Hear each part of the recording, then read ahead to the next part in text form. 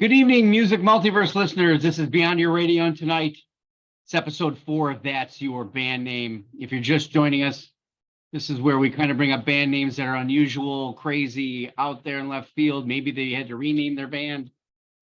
We give you a little background on the band, maybe some of the music style that it is. Check it out.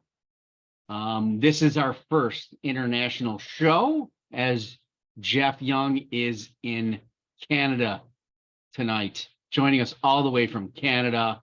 We will do the national anthem, but we're going to put man back in it. All right. That's what no.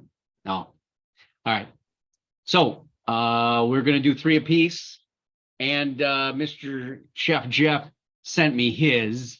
So I'm going to try to do the best I can with that. And on that note, we have Alex Kaluzny joining us, Jeff Young, and we'll just get this show on the road right now. Okay, so we're going to start with Chef Jeff and Mr. Mail It In. Yeah, Mr. Mail It In. Mr. Half Day. This is Natalie Portman's shaved head. No, it doesn't look like Natalie Portman's shaved head. This is the band Natalie Portman's shaved head. Now, as like Jeff in his prior show where he talked about Pearl Jam having to rename themselves because they were stupid enough as well to use a proper person. Here we are again. So Natalie Portman's shaved head then became Bright Futures. That name didn't work out either. A little better. Obviously, because I don't know who you are. So the future was not very bright, and I've never heard a song. Jeff didn't send me anything what they sound like, but from what I understand, this is probably indie rock to some degree. Something thrown in there.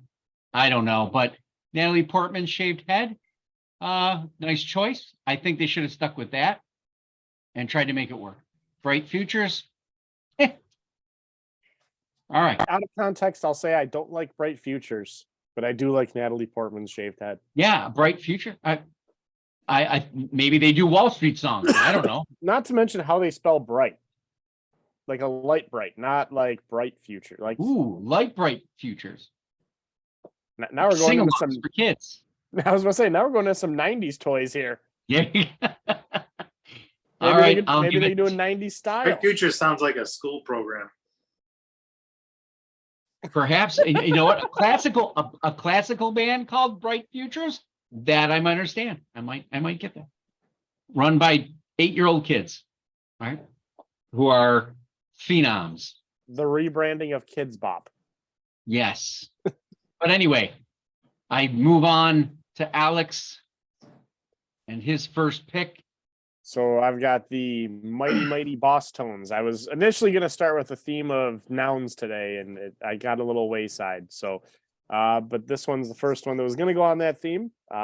Ska punk band from Boston, Massachusetts. When I hear this band, I immediately think of the guitar opening intro to the impression that I get, probably like most people that have heard this band.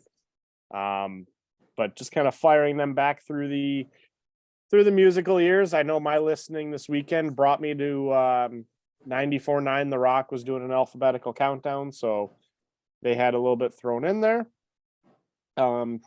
Thought it was interesting kind of looking through their catalog at some of what they've done recently in 2021 with their latest album that they came out with. Final track featuring members of Rancid, Stiff Little Fingers, Fishbone, the Aquabats, and so much more. I thought it was, I don't know if it's really going to be a final salute for them. I tried to look up because obviously having a final track called The Final Parade in the most recent album of a band that's been around since 1990, producing things. I was curious to see if they were done, but everyone likes a good ska punk band. I've never had one, at least that I've disliked, even just for a fun live show of people you've never heard. So they're probably the most notorious that I listen to, and very good band with a name that just kind of caught my ear as a kid. You know, you hear Mighty Mighty Boss Tones and you kind of rear your head back and go, what?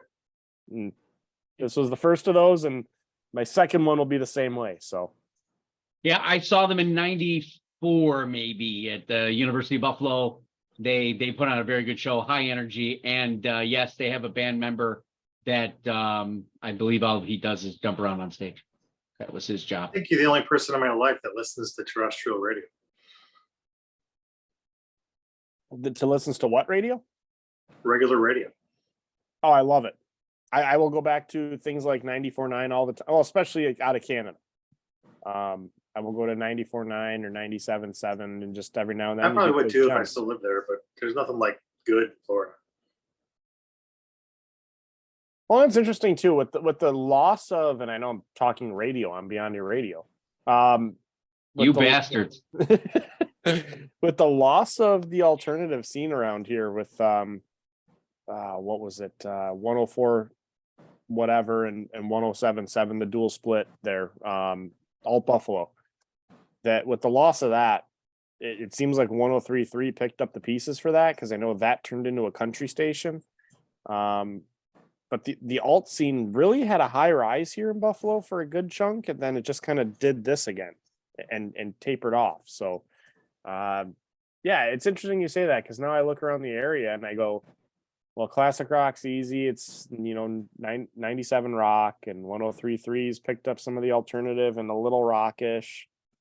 There's 2 country stations now, and oddly enough, the old Jack FM 92.9 has started to put together some harder music. They've started to play a little bit more your Disturbs, your Metallicas, your modern metalish hard rock bands. So that's a station I've been checking out a little bit more too. But I do miss the traditional every now and then. Something to go back to. Jeff, your first one? King Diamond. Oh, I had it other way around. Oh, you guys the other way around? I can't Your read Machines this. of Love and Grace. So the So one Machines you of just Love and mentioned will be your Grace. last one. Formed 1989. So they're actually named after a poem called All Washed Over by Machines of Love and Grace. And I'm picking basically 3 artists. The reason I picked these 3 artists of what that's your band name is, the first time I heard their band name, I thought that's worth checking out at least. So this band, Machines of Love and Grace, had 3 original members: Scott Benzel on vocals, Stuart Cooper's guitar and bass, then Mike Fisher keyboards. And they first album was in 1993, Concentration, and that's really the only one I actually listened to. I have the others, but this is the one I always listen to. They had a couple videos on MTV, and in '94 they had Golgotha 10-Minute Blues from the Crow soundtrack. So what's funny is in 1997 the band broke up, working on an album called Love Scenes at the Slave Market, which was abandoned. But in light of the title of the show, I thought it was interesting that one of the guys, Mike Fisher, is currently with a band called Amish Rake Fight. So the other band members in another band too, it's called Suolo, and then the third guy, Cooper's, he passed away at 21. But yeah, Amish Rake Fight is nice.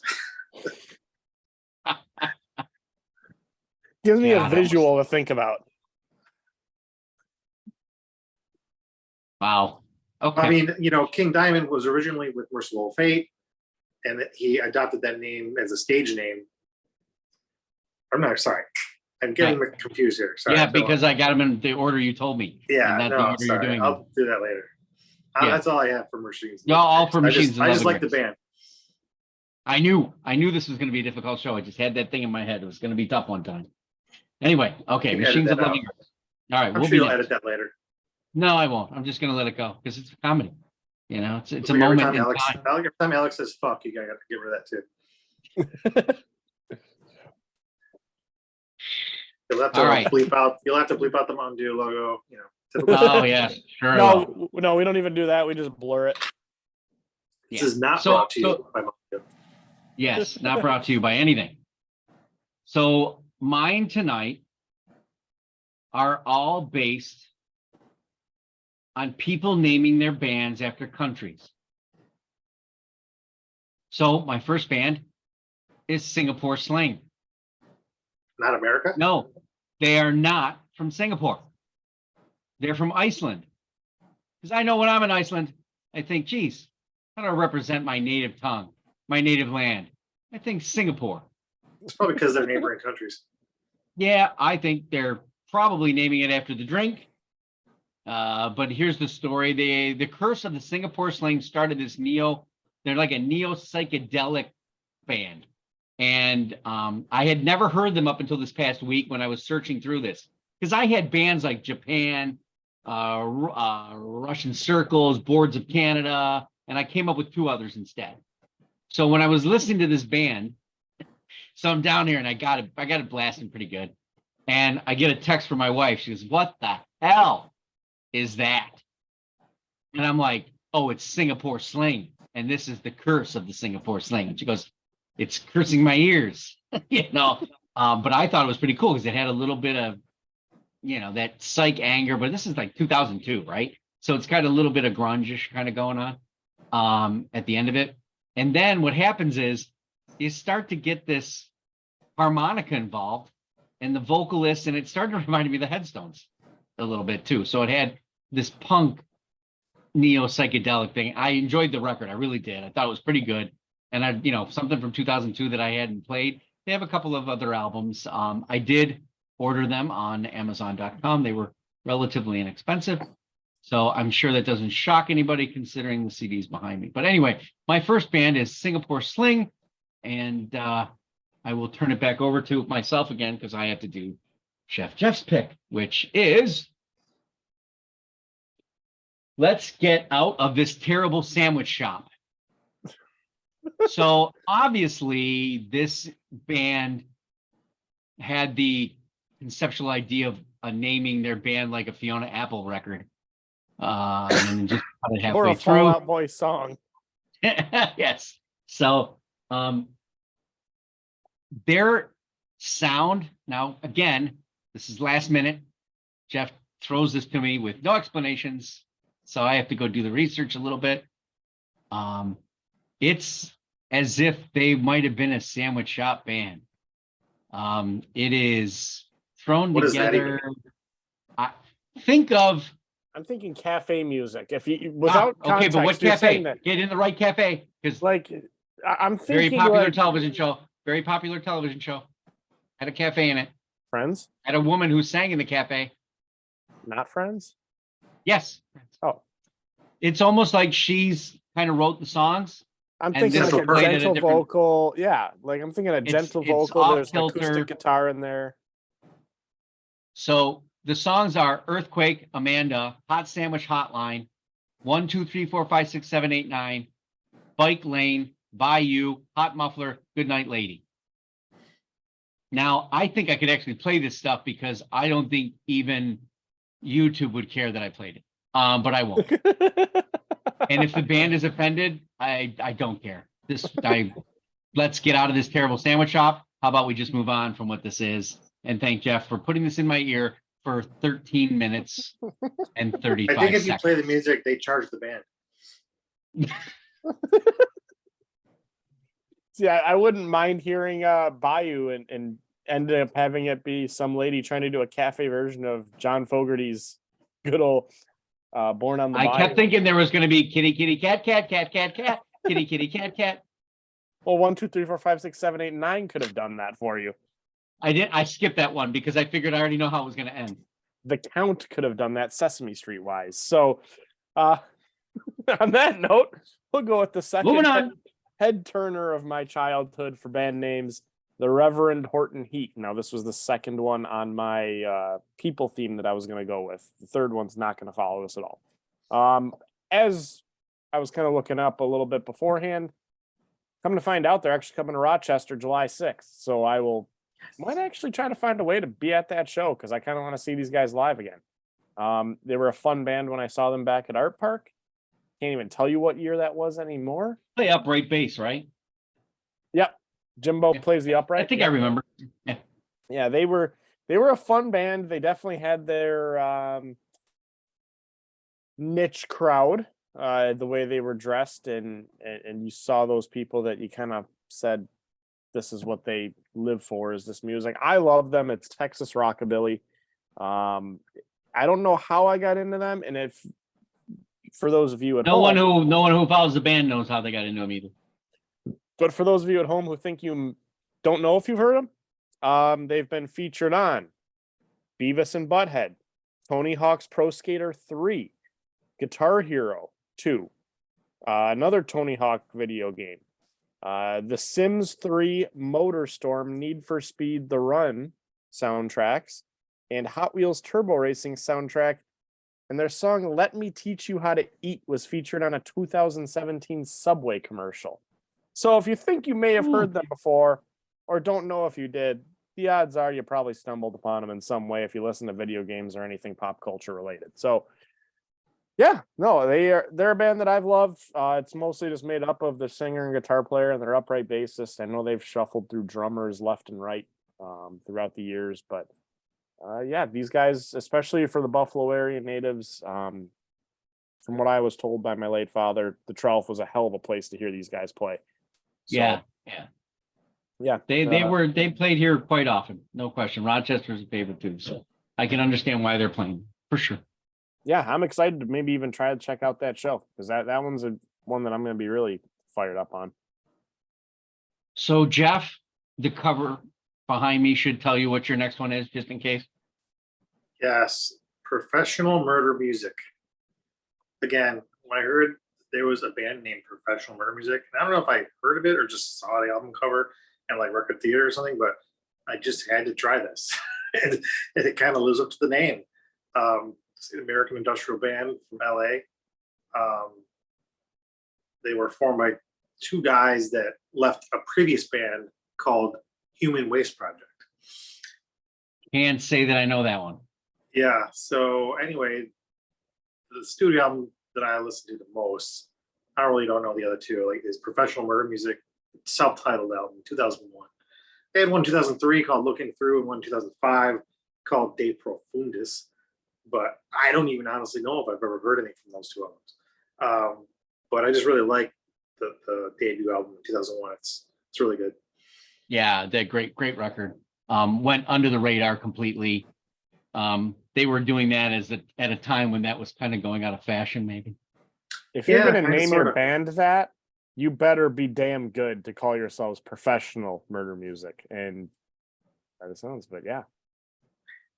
Yeah. So Human Waste Project, you said, correct? That was the band that the singer and bassist Yeah, left. American alternative metal band from Hurlington Beach, California. It was formed in 1993.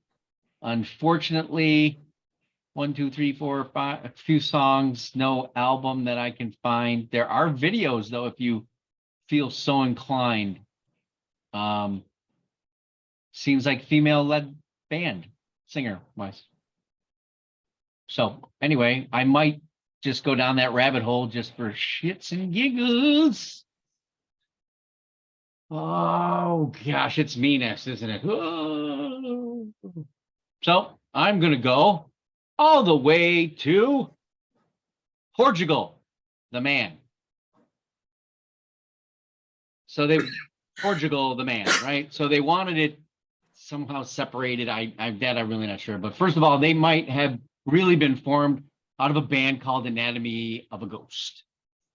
And that makes them from not Portugal, Alaska, which was good, but broke apart heading into the side project, which is named actually after the concept of a strong entity of one, which the band leader cited Portugal was first. And the one that came to mind, that was what just came first. So, and the man makes it clear that it's one entity, which is any one of the members. Okay. I don't care. As for a band name, it struck me as odd to have, obviously, punctuation. It's very difficult in music, as far as I'm concerned, in search engines and stuff. It's a dangerous thing. Also makes your website difficult, right? You know, But the one thing I didn't really care about that because the fact was they put together good music. They really are. They're an indie rock band technically. They managed to be very sincere to that indie rock label, but their last two records, they have been a little more outrageous, and they've had some other artists that have come in, like Mary Elizabeth Winstead, who guest sings on Woodstock. Yes, that's John McClane's daughter. John McClane. Die Hard. Are we working with me here, people? I know who he is. Okay, or the girl from Final Destination, or Birds of Prey, or Death Proof, where she actually sings a cappella. So the band kind of knows how to jumpstart things. They seem to be in the scene. Woodstock is a ridiculously good album. I recommend that one is where you start because that kind of gives you the full fledged, and then you can go back to some of where they might not have been getting the marketing dollars or the attention that they needed.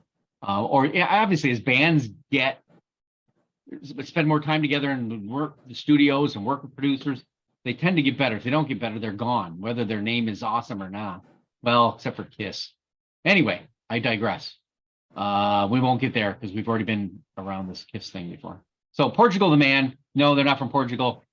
Technically, they're from Alaska, I guess you could say.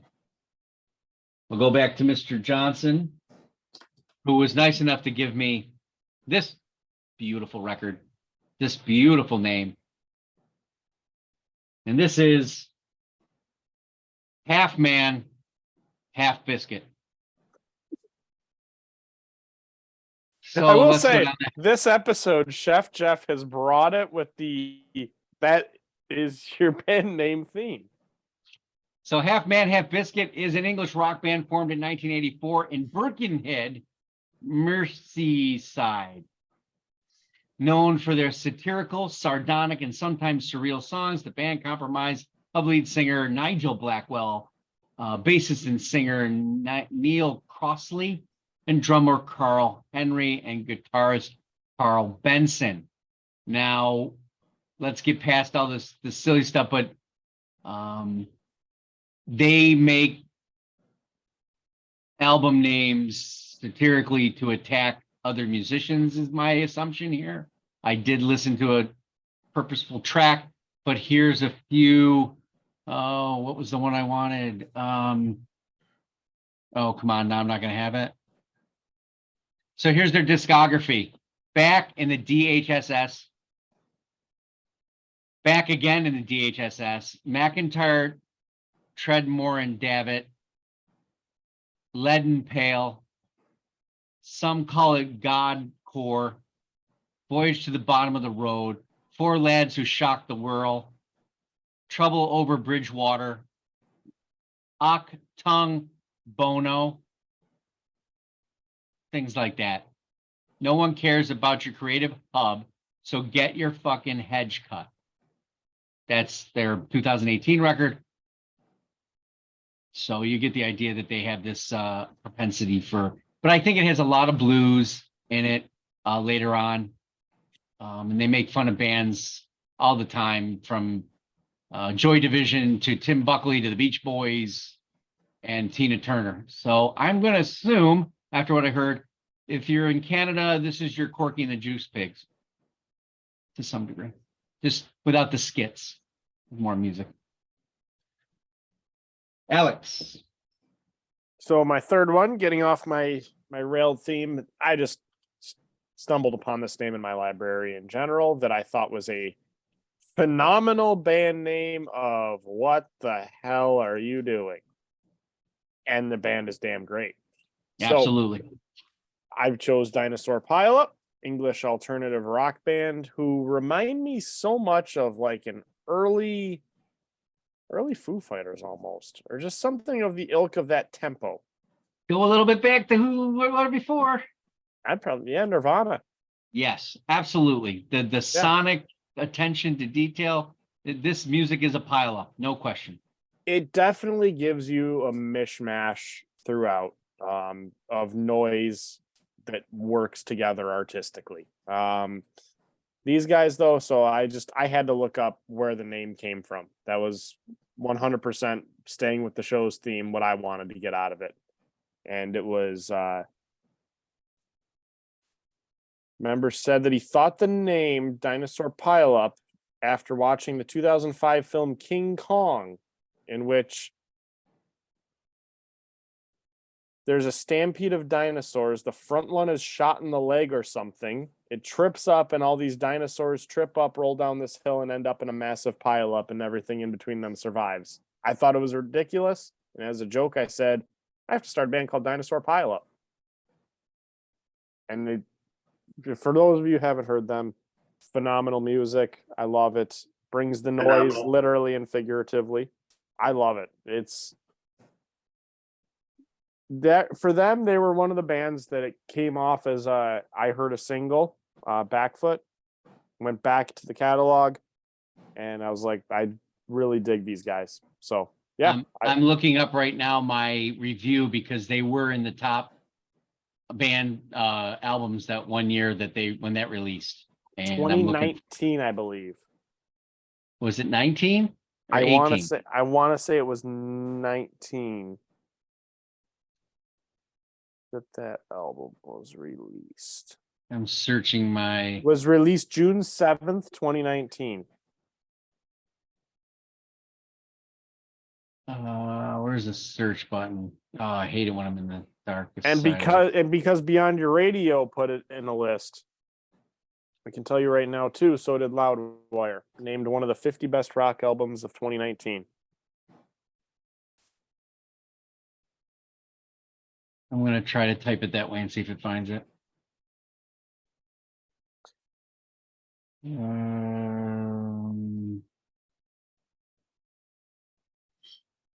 So the name of the album was 1111. The 16 best albums of 2016, and number 16 was Dinosaur Pile-Up, sorry, which is completely relentless with brilliant garage rock and angst. No question. That's where it sits. Oh, so and I have been waiting. Even earlier one of them. Yep. 2016. I knew it was the 19 one. I didn't have as much affinity for, but that might have been because it went a little bit more alt than garage rock. But okay, I'm sorry that took that long to get us there, but yeah, I wanted people to realize that one. It was great that you put on the list. Great record people can go back to, and if you're a Nirvana lover, Foo Fighters, you'll enjoy it, especially that one, 1111. And I highlight early Foo Fighters on that one specifically because they did have a lot of those Nirvana notes. Dave played a very hard, strong guitar on those. Jeff, your last one. So, I mean, I guess you could say it's technically not a band, but I picked King Diamond.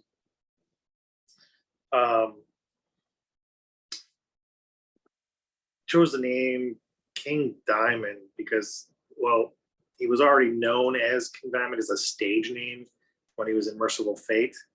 And they just went with his name when he and two other guys left Merciful Fate, thinking that since he already had some notoriety with that name, that it would help them get a next record deal, but not have to stay in Merciful Fate. But again, King Diamond is like one of those things. I didn't really know them until my brother brought home like a tape cassette of them, and it's got the picture of like a haunted house on the cover, and King Diamond's got all the paint on his face, and it's supposed to be evil. It's just like, I'm like, okay, this is interesting now. I've never heard of it, but I'll check it out. And Chris was always a bigger fan than I was growing up, but so the guy's name is Kim Peterson, but better known as King Diamond. He's a Danish vocalist, but it's got a wide range, really high reaching falsetto screams, lots of screams.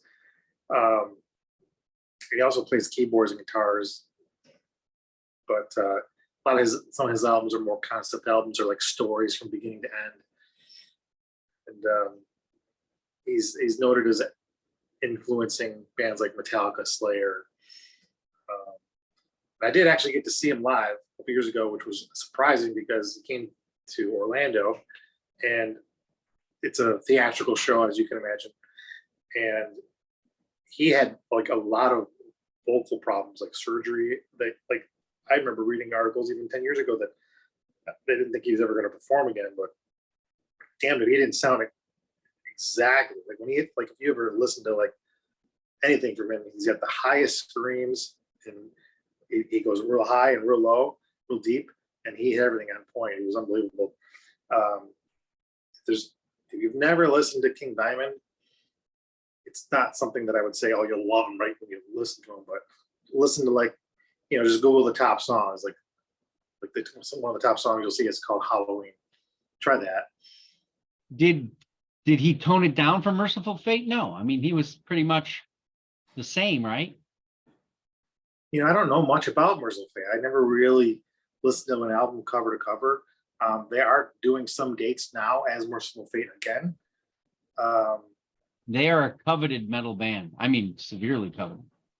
So, I mean, I listened to I don't know any King Diamond. I don't think I have a King Diamond record. So I'm definitely going down the rabbit hole. It's clearly a metal album. It's metal band. But I just wondered if there was some difference in variation between Merciful Fate and King Diamond. Maybe there isn't, but maybe there is. But I know the Merciful Fate, when people talk about metal records, that usually is in the top 50 mentioned, so. Okay. Good pick. So I am going to take you to a country. This is the secret archives of the Vatican. Yes, the Vatican is a country. If you don't know that, I've educated you. I've done my job. So the secret archives of the Vatican are a collective of musicians based across the United Kingdom. But with main recording facilities are in Croydon or South London. The band was formed in 1988. In the early 1990s by Louis Countier. They were influenced by the clubs of the Asian underground scene and also artists such as Transglobal Underground and the famous producer Bill Laswell, who's worked with Buckethead and the guy from the Lord of the Rings who's played the main character. He's done records with him too.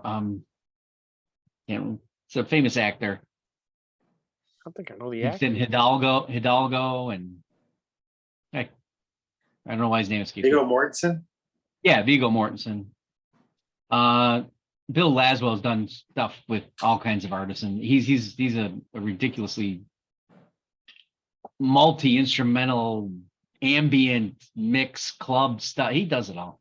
If you ever want something, there's a band called Praxis. Bill Laswell produced one of their greatest records. It's a ear burner. The third core member of the band is Peter Sharp. He specializes in UK roots dub reggae.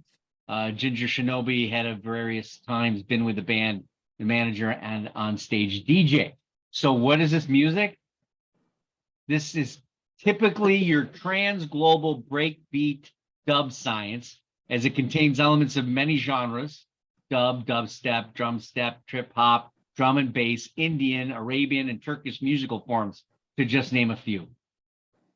If you are to look at the records, and they have a lot of records, you will find that it kind of resembles, the albums are very Lord of the Rings-ish looking, or like there was some video game, what would, those kind of popular Elvian big long stories. I listened to 3 records. I was trying to figure Panjadam. Oh, crap, hang on. Secret Archives of Vatican. So the albums I listened to were Wandering and Sorrow from this year, which had very much that description. I went back in time to their first record, close to it, which was called Pangendrum. That's an EP, and then it's called War on Terra in 2012. It's eclectic stuff.